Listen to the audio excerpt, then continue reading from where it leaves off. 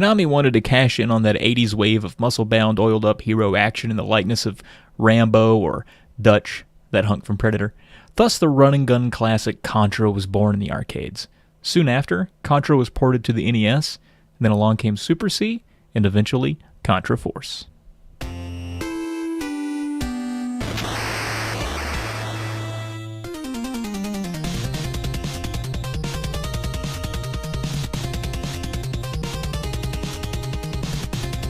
Welcome to the year 2633, where mullets and cut-off sleeves have finally made a comeback. The bad part is an evil organization known as Red Falcon has set up a base near New Zealand, and only two oily men can stop them and uncover the truth behind Red Falcon. Spoiler alert, they're aliens. Konami's Contra hardly needs an introduction. It's a staple of the NES library and was a huge arcade hit. Everyone knows about Bill and Lance, the two muscle-bound action heroes reminiscent of Sylvester Stallone and Arnold Schwarzenegger who band together to defeat the alien forces. Contra is an arcade port. It could be argued that the 8-bit version on the NES is an upgrade in terms of aesthetic, and it's actually a more challenging game than its arcade counterpart, which is pretty rare. The NES versions had to sacrifice different character designs, so NES Bill and Lance are just color swaps. Bill and Lance were actually codenamed Mad Dog and Scorpion for the NES. I guess those names are a little more awesome than Bill and Lance, but they're still Bill and Lance to me. Additionally, bits of the story were changed during localization, so instead of it being 2633, in the NES version it's actually 1987, and instead of it being off the coast of New Zealand, you're in the Amazon. But whatever. The jungle is the first of 8 defense zones or levels in the game. Zones are varied and offer different environments and perspectives. For example, the second zone moves into a third-person 3D action stage where players must destroy turrets while dodging bullets, and the third stage is a vertical scrolling stage where players must ascend a waterfall, and these perspectives flip back and forth throughout the game. One hit though, and a life is gone. But thankfully, Contra's controls are really tight, and the game is fair. The difficulty of the game comes from dodging enemy fire until the factory stage where these claw hand things come down and try to smash you, and that requires some timing and finesse. Contra is generally regarded as a difficult game, though a good way to get better at it is to start with the Konami code and practice with some extra lives. You'll learn where the enemies are, where the bullets go, and in no time you'll have it all memorized. Really, the game just boils down to memorization. The last stage of the game is the most epic though, with this razor-toothed, spiked thing that comes out of the ceiling, and you gotta shoot it, and there's also the Heart of Red Falcon as the final boss, and it doesn't get much cooler than that. So what would they do with a sequel?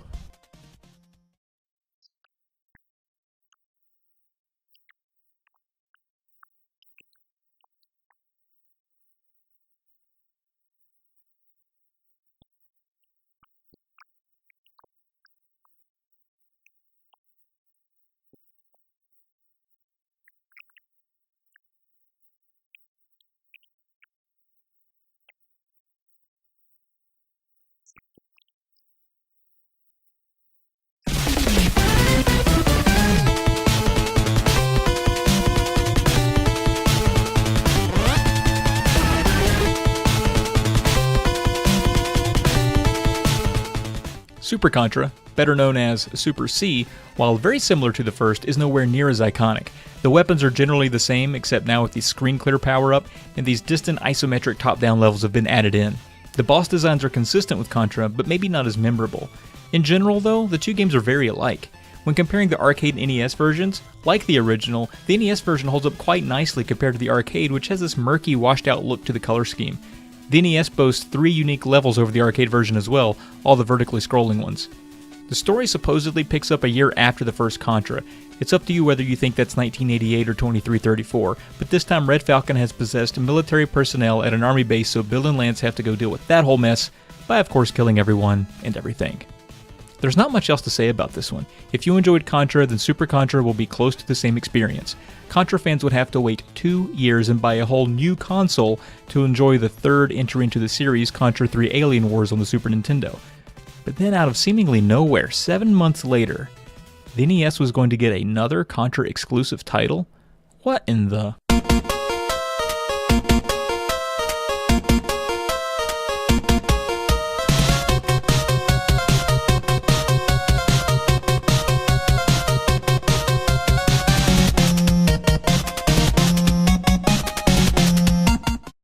Contra Force is the third and final Contra released for the NES and is considered a spin-off from the mainline entries the first two are a part of.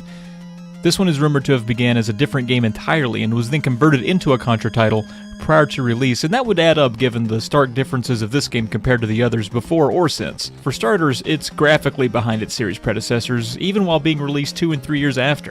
The sprites almost look like something that would exist on a Game Boy Color. Many common tropes to Contra are also missing here, including things like the spread shot and other weapons you're used to. Instead, here you get to choose between 4 different characters to start: Burns, Smith, Iron, and Beans. Each has their own weapon load, jumping ability, and foot speed. Throughout the game, you can collect briefcases, and by pressing select, you can switch between the weapons in your loadout as you would in shooters like Gradius or Life Force. You can also play 2 players as before, but one neat thing about Contra Force is that you can request a second player act as an AI sidekick for you if you're playing single player. Unfortunately, the AI isn't great, and the assistant dies pretty soon after being commissioned.